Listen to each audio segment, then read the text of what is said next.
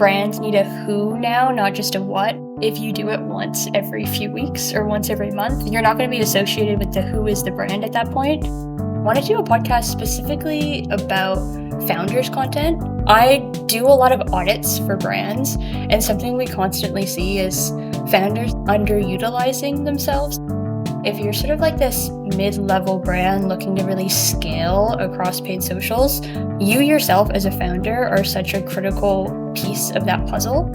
People who click on founders ads are more interested in the story itself than the product at that specific moment. People love this. I've seen it work across verticals.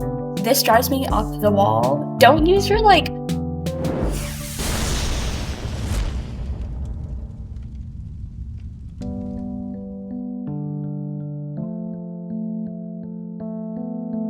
Ready to rapidly generate winning ad ideas in 2025? Motion, the creative analytics and research platform used by brands like Hexclad, Viore, True Classic, and Jones Road Beauty, just released their explosive new report on what really works with meta ad creative.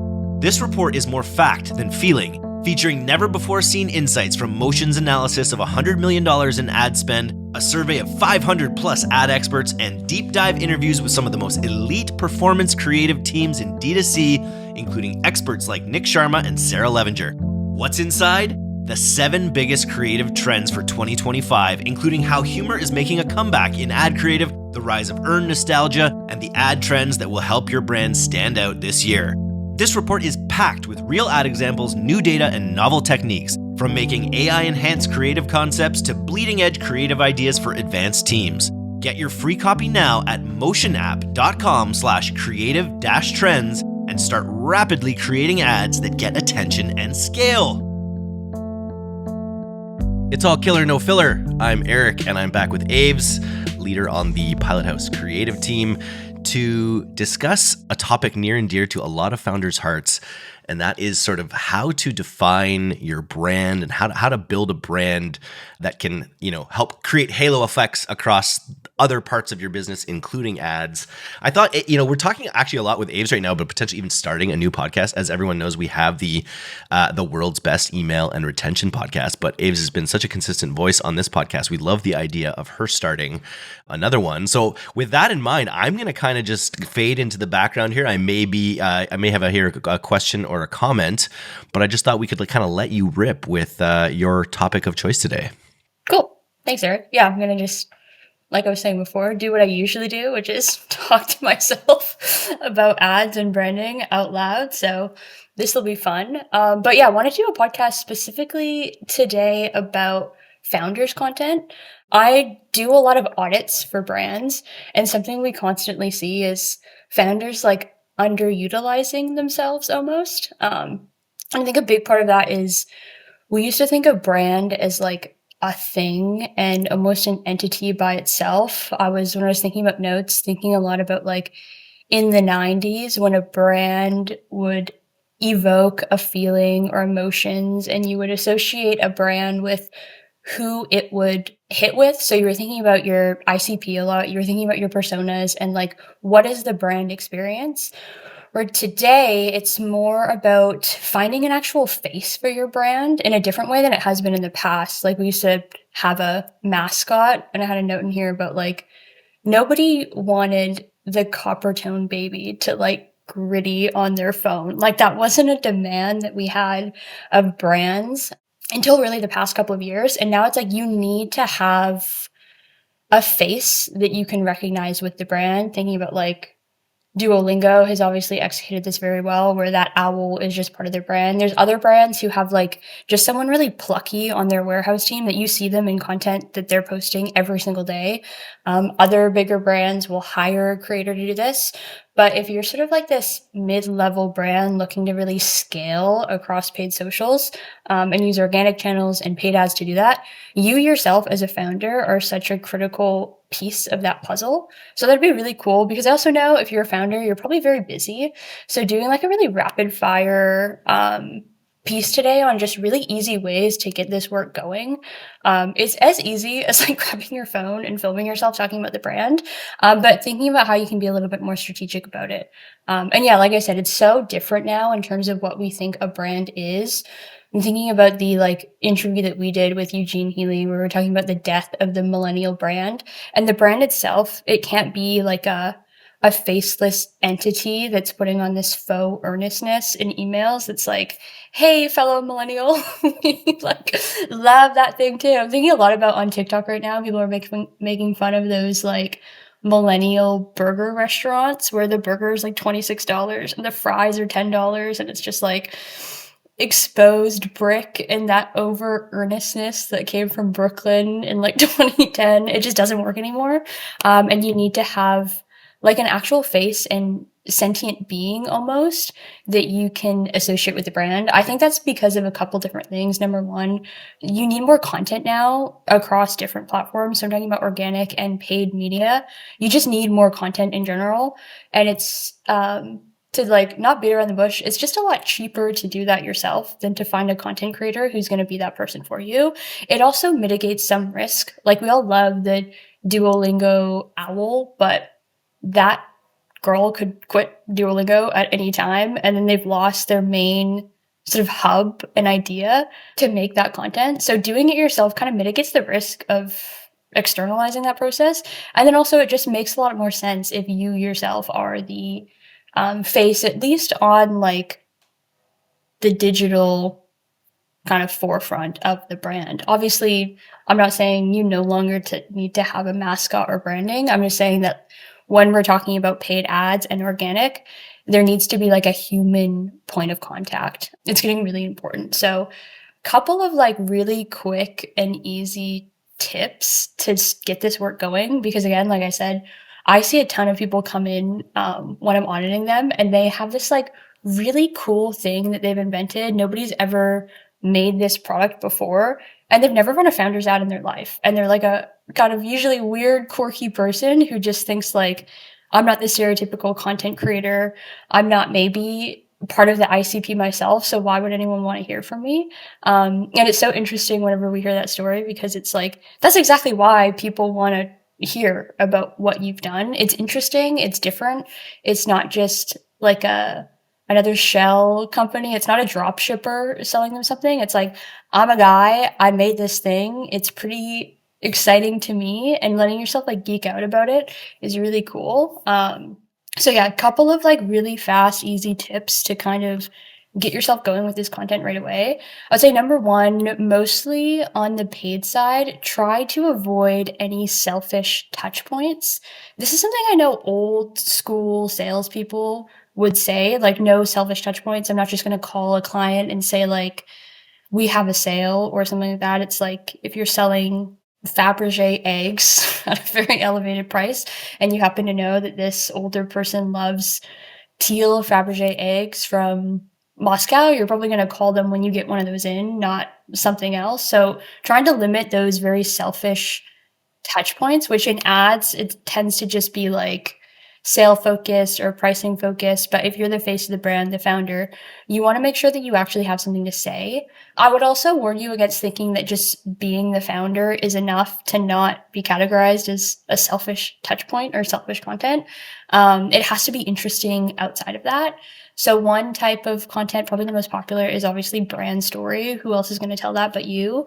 It's like the most foundery angle possible, but really walking through why you created this brand, pointing out if it is a proprietary piece of tech, if you've recently invented it, how it changed your life. And really considering keeping it short is very important. I say this all the time, but short form content is in. Obviously, if you are a person who uses paid socials, you are using reels and stories. If you are, please write into DTC, but you're probably not sitting on your feed watching like 2 minutes of an ad. I don't really think that's happening. If it is, write in, tell us what ad you did that in. I'd love to know. But try to keep it as short as possible. We talk about hooks a lot on All Killer No Filler as well. You got about 5 seconds. I would even say 3 seconds to make someone interested in what you have to say. So really think about how you're going to utilize that first 3 seconds. I also understand that a lot of the times as founders, you're not used to being that type of content creator. So that's probably like, if you're going to walk away from one thing, think about that hook and just try to make it as exciting as possible. Another really short, easy thing to do is adding like throwback pictures as a green screen. People love this. I've seen it work across verticals. Like if you were making the product yourself in your grandma's kitchen, you have basically a money printing machine in your back pocket if you've never put those pictures on the internet. People love to look at that kind of thing. It's very like endearing. And again, it's different from what we typically think of as an ad. And if you think about the current environment, you look at any ad library, there's this weird mixture of like what is obviously content made by AI, very polished, branded statics. If you're out there with a picture of you, like I said, in your grandma's kitchen, whipping up the first prototype, it's a really different thing to be spending money on. And people like different. They want to see something interesting.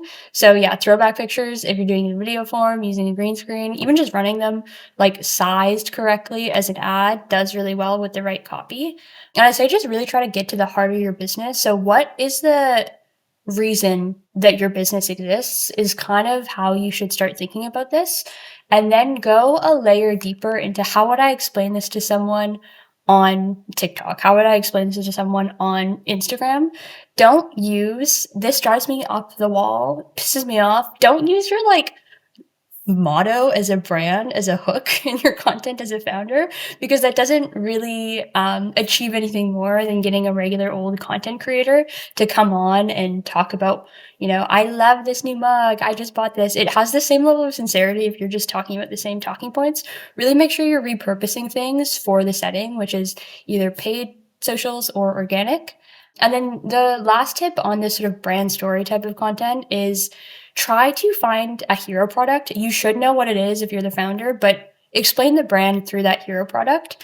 So using my like imaginary mug company, if I sell mugs and I also sell like coffee filters and all these different kind of adjacent things, I'm probably not going to try to just explain the entire company at one time. Instead, I'm going to say, I love coffee, but I can never have enough. So I invented like a 2-liter mug.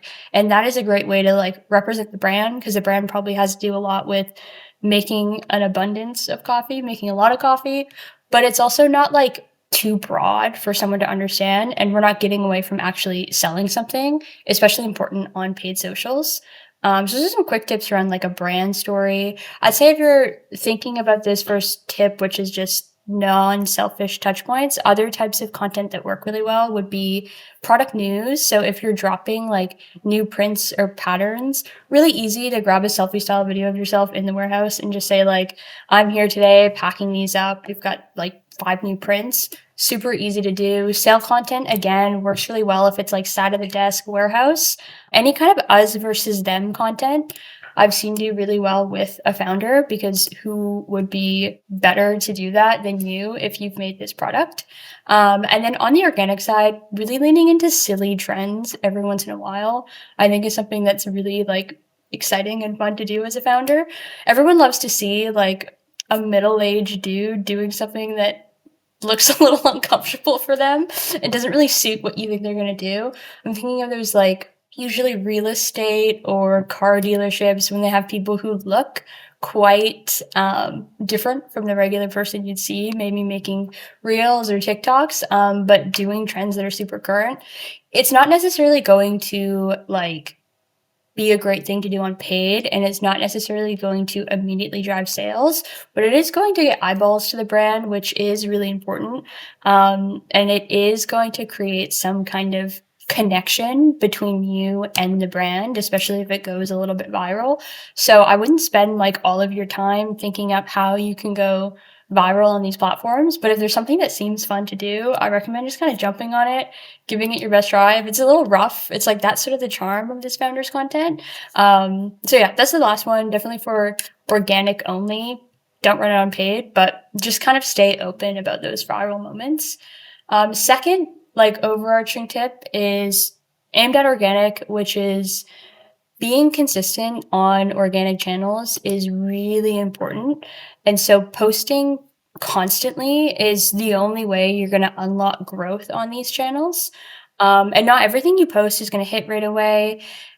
And not everything you post is going to hit eventually, but I think what really matters is laying the foundation. That's how I try to explain it to people. And like I mentioned at the top, if you're doing some of this content yourself and you're kind of putting yourself in the position where you are a majority of the videos being posted, the benefit to that is that you're owning that. So you're not getting someone else to do it. You're mitigating the risk of someone leaving.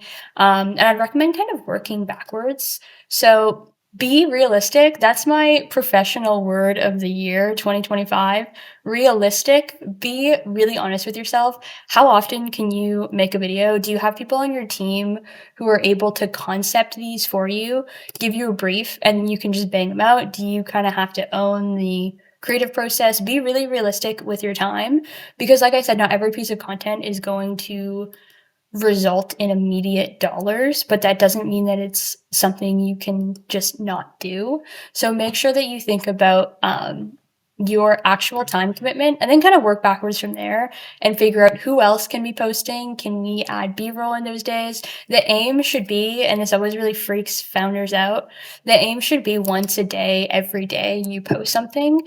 Depending on what your kind of brand is, the time of day will change, but most of the time, once a day, every single day of the week is when you want to be posting. So, like I said, work backwards from what can I manage? Is it 2 funny little videos? Is it 4? What can I actually do? And set aside time for it in my week consistently, and then work backwards from there just to make sure that you're really hitting on that consistency. Because you can start doing this content, right? But you're kind of avoiding my original point, which is brands need a who now, not just a what. If you do it once every few weeks or once every month, you're not going to be associated with the who is the brand at that point. So consistency, second biggest tip, mainly across organic, but it works on paid too, right? Because if people start seeing you and they know that you sell the really big mugs and Christmas time is coming up and they see your face, they're going to just click on that ad and buy the mugs because it's a high intent period and they know you by this point.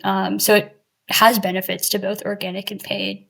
The third and final kind of quick tip is bringing it to the post-click experience. This is also something, if you've ever listened to me talk on this podcast, you have heard me say, but if you formulate an ad that's all about how I created this company and this is the story behind how I created my company, and then you send that traffic to a PDP, you are like burning money basically. You're throwing it out the window, doing whatever you want to do with it, but you're not using it efficiently. Because if you think about that as a concept, you're basically meeting someone on the street and you're saying, oh my goodness, I invented this company. Do you want to learn more about how I did that? And then the person says yes, and you don't give them any more information, which is actually absurd if you think about it in like a person to person point of view. But that's exactly what you do when the landing page does not match the pre-click content. So when you have these founders ads, creating a founder's specific landing page is definitely the way to go. I have to say, I've never once while auditing seen a brand come to us with a like about us page that is equipped to sell products as well. And realistically, it shouldn't be. Like if that lives on your website and that is where you want people to go just to find out more about the company itself, you don't want to be making a big sales push. But the way we think about landing pages in general at Pilot House, as well as founders pages, is like we want to be making the sale somewhere. We're not, creating landing pages just to show someone a cool video. Like we're either trying to capture a lead or capture a sale. So our founders pages are going to explore that story and lean more into that brand storytelling, giving it more details and sort of color than just an ad, especially like I was saying, you've got like 3 seconds.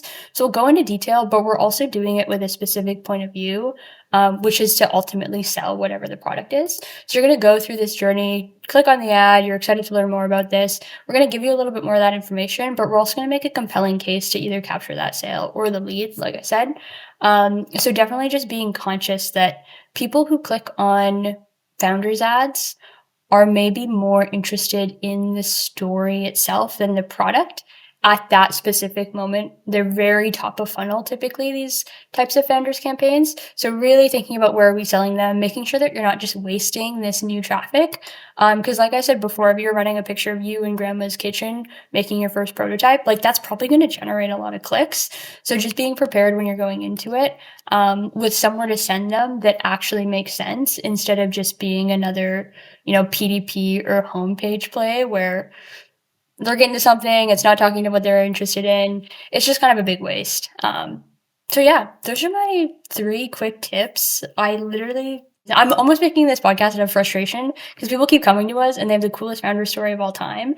And I've seen it literally happen where they go, CAC, we can't figure it out. How do we acquire more customers? And it's like, you're kind of sitting on a pot of gold, which is yourself. And I've seen brands where literally that is kind of our takeaway from the audit, have their biggest months ever in the past 6 months because we started running founders content and founders funnels with them. So it's not like a small potatoes type of thing. Like, it could fundamentally change what you're doing on paid socials, and it's just yourself. Like, you don't have to go find your perfect creator. You don't have to go kind of figure out a new platform. You just have to start filming videos yourself, and you can unlock pretty intense scale. Amazing.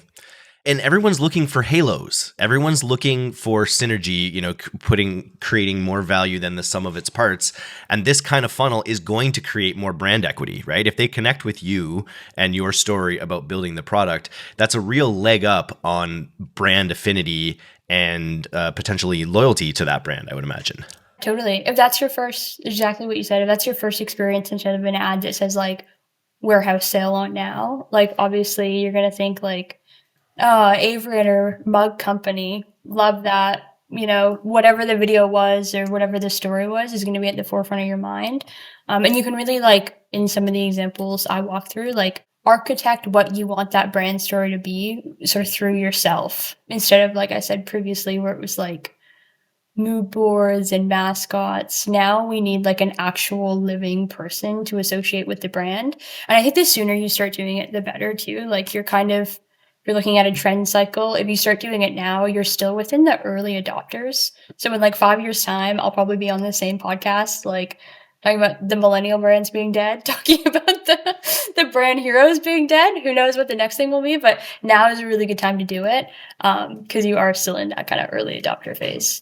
And if you're looking for brands who do it really well, as you were talking there, I just keep thinking about Brock at Frost Buddy, and the way, on the podcast he did with us, he just talked about how he just tells his brand story over and over again in different settings, maybe through different products, through different lenses. He's got different hero products, but he really, you don't be afraid. Like, if you feel like even maybe, I did my founder's story, I told that. It's like social is such an ephemeral feed that no one ever sees all your videos. And so don't be afraid to pound it again and again, just like you would if you were at a conference or something and you were at a booth and everyone was kind of coming up to you. Don't be afraid to repeat yourself. Yeah, that's a big one too, because like I said, a lot of the times it's not going to hit. So chances are not a lot of people see it. And even when it does, we're also been kind of toying around with this. We're entering this era, especially on TikTok, where people don't really care anymore. Like, you see brands set up a page and they post the same type of B-roll clip over and over again with like POV, you just found this hat on TikTok, and that's all they post. And people don't care. If they like the hat, they will interact with the video and buy the hat. There's no more like kind of perfectly curating your feed to be something that's like a whole cohesive experience. It's all about like single placement, single kind of moments. Did that video hit? Did it not? Can we repeat that? And nobody's like scrolling through an entire ad library to be like, whoa, Brock did this video 5 times. Like, nobody's doing that anymore. At the same time, though, on organic, I think of the podcast we just launched last week with Soberish, with Kim from Soberish, and she was just talking about how she just has this ongoing dialogue on her organic feed, where you're meeting her husband, and you know who her husband is if you follow that brand, and there's different characters that pop in, and there's different situations, and it's like it's a real opportunity to storytell in a way that's going to generate brand affinity, make people care about your story, care about your life, and want to be part of what you're doing. Yeah, just as long as you like include the brand too, and you don't even have to do it every time.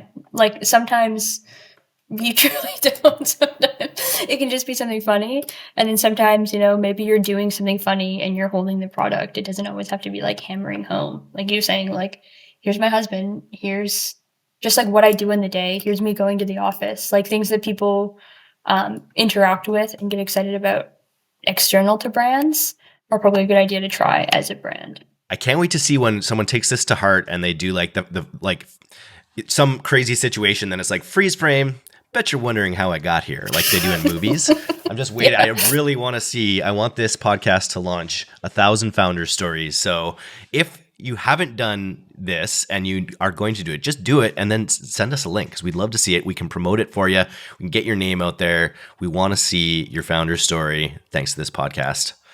Aves, that was killer. No filler. Thanks. Well Short. done. Short and sweet. And if you think Aves should have her own podcast, send us a note about that too, because we would like to see more of this in an ongoing way. And I love coming up with podcast theme songs, so I bet we can come up with a great one for yours. Nice.